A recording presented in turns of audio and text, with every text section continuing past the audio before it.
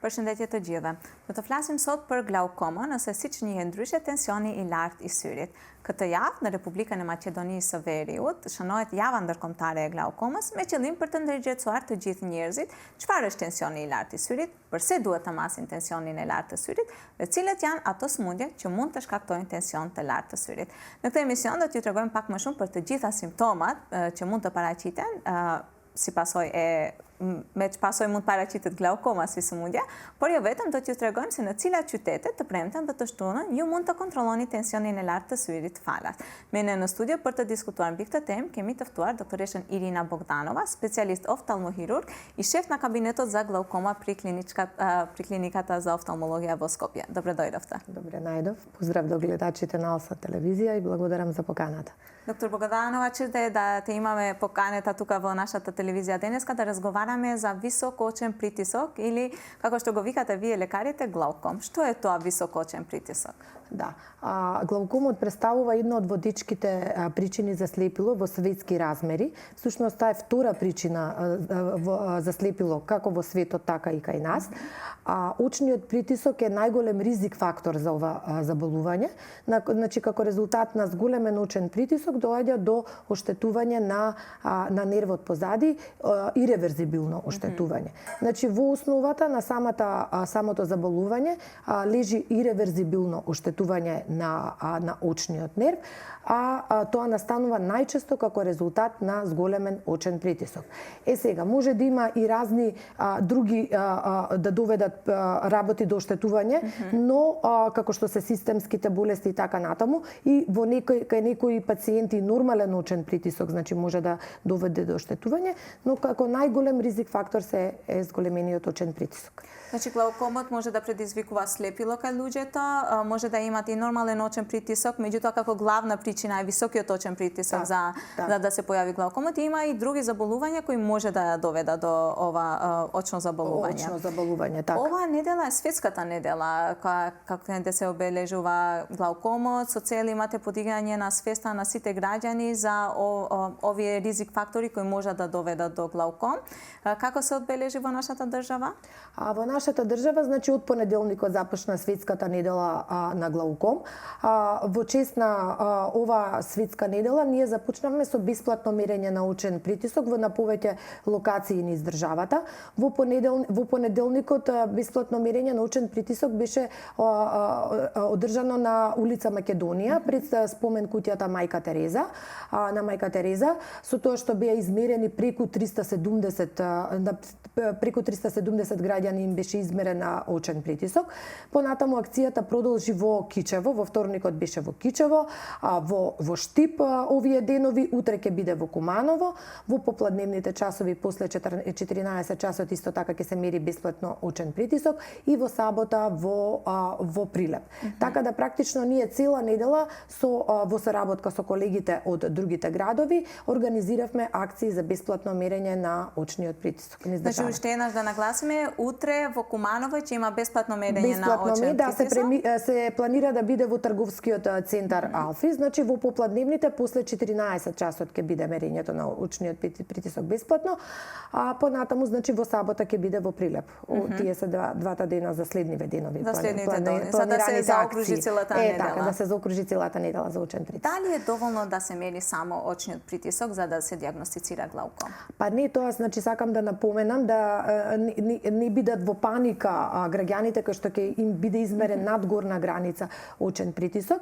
Да, ние гледаме доколку е зголемен очниот притисок, значи над нормалата, им посочуваме дека треба да си направат одредени иследувања. Значи не секое зголемување на очниот притисок е глауком, бидејќи тој може се случува и транзиторно да биде зголемен, или пак во кај некои луѓе се нарекува тоа окуларна хипертензија. Самото око се адаптирало да функционира на тој зголемен очен притисок и нема оштетување на нервот, нема други оштетувања на окото и така натаму, и тој се следи. Значи не секоја окуларна хипертензија или зголемен очен притисок се нарекува или се дијагностицира како глауком.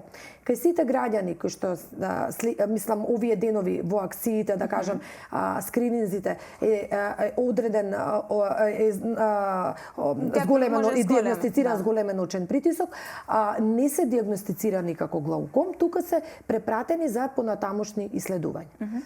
Каде може да ги направат овие понатамошни исследувања? Вие сте шеф на кабинетот за глауком при клиниката за офталмологија во Мајка Тереза во Скопје. Кои се тие дополнителни исследувања кои е потребно да се направат за да се диагностицира конечно дека се работи за глауком? Така, значи може иследувањата да се направат или кај нас на клиниката, каде што имаме прекрасна апаратура, значи тука спаѓа видното поле, спаѓа осетите, односно компјутерската томографија, односно длабинското снимање на окото, гониоскопија и така натаму, значи ред испитувања за да се диагностицира самото заболување, или пак нормално кај во одредени други амбуланти што се наоѓаат во другите градови, доколку се снабдени секако со апаратурата, дали биле државни, приватни и така натаму. Значи ние им посочуваме на граѓаните дека треба да си направат одредени, доколку е потребно, одредени испитувања, исследувања во тој правец. Доктор Богданова, дали луѓето се заинтересирани или веќе им е влезено во нивната глава дека еднаш годишно, како што ги посетуваат сите други лекари, мора да посетат и офталмолог?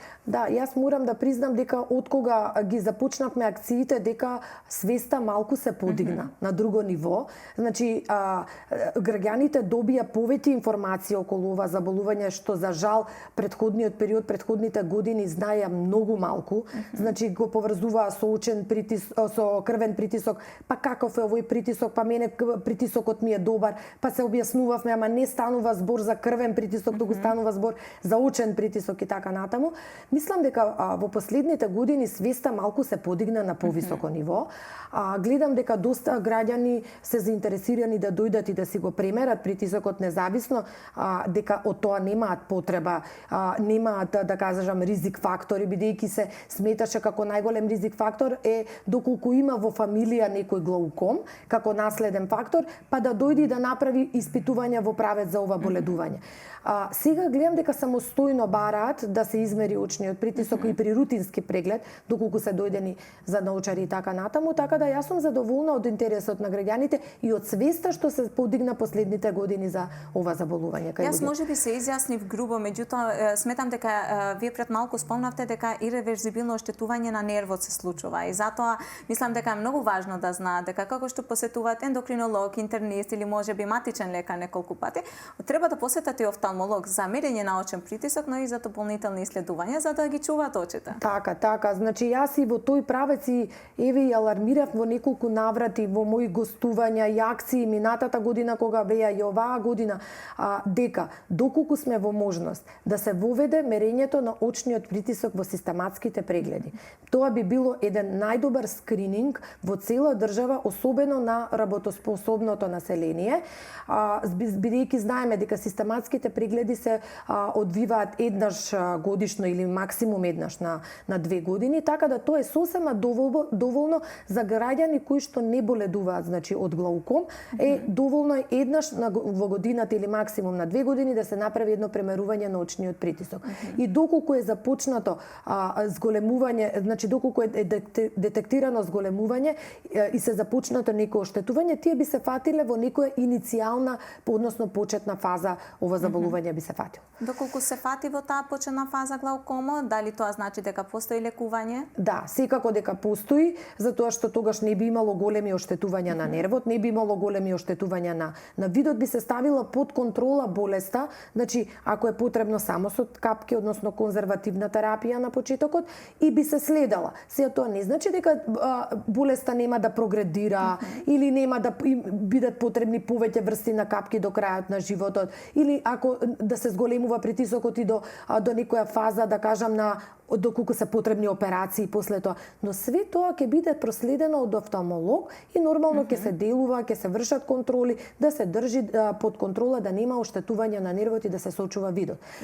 Најголемите проблеми се во касна фаза кога доаѓаат пациентите. Еве и денеска, да кажам, во амбуланта и претходните денови сум имала пациенти кога они очекуваат ќе дојдат со максимално намален вид и веќе за оперативен зафат и очекуваат дека после оперативниот зафат ќе гледаат.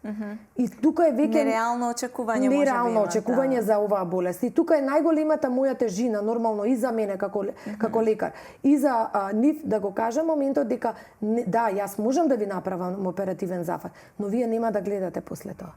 Значи навистина е тешко да и се соопшти ова да на еден пациент, особено кога се работи за видот, меѓутоа можеби ете затоа треба да кажеме дека се важни овие превентивни прегледи, затоа што доколку ние одиме на редовни прегледи, може на време да се диагностицираат и со соодветен третман да се намали прогресијата на болест. Токму така, значи скринингот и превенцијата се најдобри за ова заболување. Затоа што може да замислите одредени податоци, јас што имам прочитано, значи од Светската здравствена организација е дека се кај развиените земји, значи над 50% они сметаат дека над 50% од луѓето се уште не е диагностициран глаукомот, а земјите во развој над 90% се уште не е диагностицирано ова заболување. Така да заради тоа треба многу често да се прават овие скрининзи за да се детектира. Затоа што во основа на ова заболување, односно глаукомот, лежи го нарекуваат тивокрадец на видот. Затоа што најголемиот проблем за ова заболување е бидејќи поминува без симптоматологија. Значи луѓето ништо не чувствуваат. Не чувствуваат дека имаат дека боледуваат од глауком. Кога се појавуваат првите симптоми? Дали тогаш кога е касно веќе? Кога е крајна фаза, кога е касно. Значи кога веќе целиот нерв е оштетен, да кажам, тогаш ние гледаме со централниот вид и кога ќе почнува да паѓа видната острина, тоа е една крајна фаза значи на заболувањето и све што е претходно оштетено или изгубено не може да се надомести. Така да многу касно се јавуваат симптоматологијата. На почетокот на ова заболување многу ретко кај пациентите даваат да кажам некоја симптоматологија, да имам тапа некоја болка околу окото или позади окото. Може некогаш како стегање, како црвенење, но најчесто поминува без симптоматологија. Без симптоматологија и обично се јавуваат пациентите кога е премногу. Кога е премногу и ретко доаѓаат под сомнеш кога ќе почне нормално да им се намалува видот, ретко доаѓаат под сомнеш дека имаат глауком. Секогаш доаѓаат да ми треба наочари за рефракција или повозрастните и имам перди, имам катаракта, за тоа дојдов за операција и така натаму и така да сепак е и од таа страна тешко да се соопшти на тој пациент да немаш катаракта, имаш глауком и нервот е оштетен. И не можам да ти помогнам да ова што е намален или изгубен видот дека може да се врати. Затоа сите граѓани кои се од Куманово и од Прилеп утре задутре да се јават на овие превентивни прегледи и сите тие пример кои сака да ги проверат очите еднаш годишно на офталмолог. На офталмолог. Верувам дека треба пак да се нагласи. Да. Пред малку ги спомнавте годините. Дали годините се еден од ризик факторите за да се појави глауком? Да ви кажам дека границата е многу поместена и сега годините како години, да, значи глаукомот се јавува се уште во подоцнежната возраст, но мора да се признае дека една голема група на пациенти последниве години забележавме дека е порана возраст, значи поместена и тоа особено кај работоспособното население, значи после 40-та година имаме многу случаи со веќе диагностициран глауком, со да кажам без наследен фактор како ризик фактор, што исто така е едно да се забележи да кажам интересно. Исто така и кај децата, значи многу е зголемен и конгениталниот глауком, јувенилните глаукоми и така натаму. Границата е многу поместена. Значи не е тоа едно заболување кое што се јавуваше да кажам кај повозрастници. Да. Спомнавте дека очниот притисок често пати пациентите со крвен притисок ги мешаат. Дали крвниот притисок или можеби диабетот или има и други заболувања кои можеби се дополнителен фактор, ризик фактор за да се појави глауком. Да, значи исто така се смета во последниве години дека и другите системски болести многу повеќе влијаат од наследниот фактор за појава на ова заболување, особено диабетите, хипертензијата, понатаму пациентите кои што се на долготрајна, тоа е исто така еден огромен ризик фактор, долготрајна терапија на кортикостероиди, како кај автоимуните болести или така натаму кај некои други заболувања, еден огромен ризик фактор за појава на ова и тие треба да си одат обавезно на 6 месеци до година, еднаш во годината на следење на очниот притисок, така да можам да кажам, односно да забележам дека системските заболувања влијаат имаат огромен процент на влијание за појава на ова заболување. Дури ние детектиравме и од минатогодишниот скрининг што го направивме значи по повод на неделата на глауком на плоштадот Македонија минатата година, ги обработивме податоците и видовме дека системските заболувања играат огромна улога за појава, да. Исто така многу интересно беше да се види дека најголем дел од, дури повеќе од 2/3 од испитаниците, односно каде што беше измерен очниот притисок, немаа посетено офталмолог повеќе од 3 години, што е загрижувачка бројка. Да, апсолутно. Да. Значи не се јавуваат на офталмолог доколку немаат потреба нашите граѓани. Мислам, ако имаат потреба, никогаш може да биде доцна. Може да биде. Значи, без потреба треба да посетиме. Да. Уште еднаш да нагласиме, 3 пати верувам да сега нагласиме. Да. Универзитетската клиника за офталмологија последните години е опремена со најсовремена технологија за да си ги реши сите проблеми кои може да ги имаме ние со очите. Како оди третманот со глаукомот? Откако ќе дијагностицирате дека кај некој пациент можеби е во почетна фаза на глауком или не дај Боже е во крајна фаза на глауком? Како оди понатаму третманот?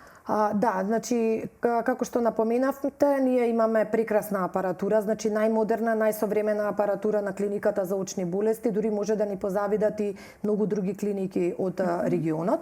При самото дијагностицирање, значи пациентите веќе се внесени во кабинетот за глауком и започнува нивното редовно следење, значи доколку притисокот е под контрола, на секои 6 месеци се состојат значи прегледите, се доволни еднаш во 6 месеци да се прават прегледите, да се премерува очен притисок и да се прават и други прегледи доколку и снимања доколку е потребно, но на почетокот доколку очниот притисок не е добро исконтролиран, да кажам, и не е во нормални граници, ние знаеме и еднаш на 10 дена или на 2 недели да го следиме со тоа што најпрво започнуваме со конзервативна терапија, со одреден тип на капки, доколку е потребна таа конзервативна терапија со тек на време ја зголемуваме и доколку не делува конзервативната терапија, тогаш поминуваме во хирушка терапија. Сега и одреден дел на пациентите е потребно да се направи ласер,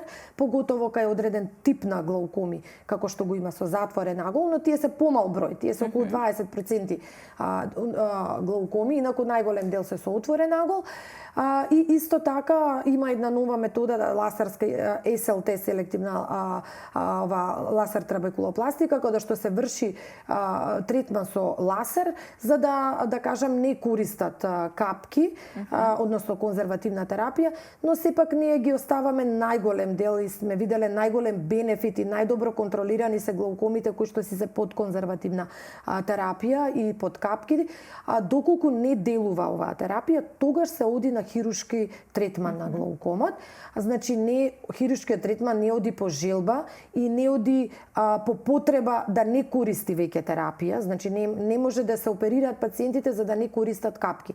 Се оперираат само доколку има индикација за оперативен зафат, а индикацијата за оперативен зафат е ако не делуваат капките. Значи се додека делуваат капките, хирушки третман не се прави.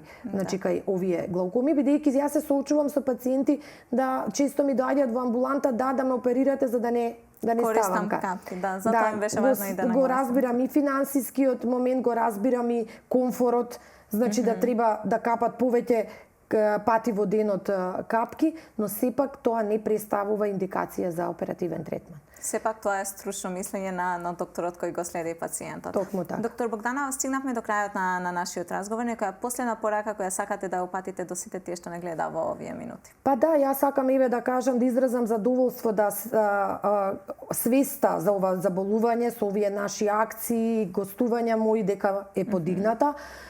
Уште еднашка да апелирам да се посетува почесто офталмолог, иако и кога немаат потреба да посетуваат, барем еднаш во годината. Ви благодарам многу што бевте дел од нашата емисија. Ви благодарам на поканата. Shikues të nderuar, ne me kaq që përmbyllim emisionin këtu. Unë ju falenderoj që na ndoqët. Mos harroni një herë në vit duhet të vizitoni oftalmologun tuaj, siç i vizitoni të gjithë specialistët tjerë. Ne bashkë jemi në emisionin e ardhshëm. Deri atëherë, mirë takofshim.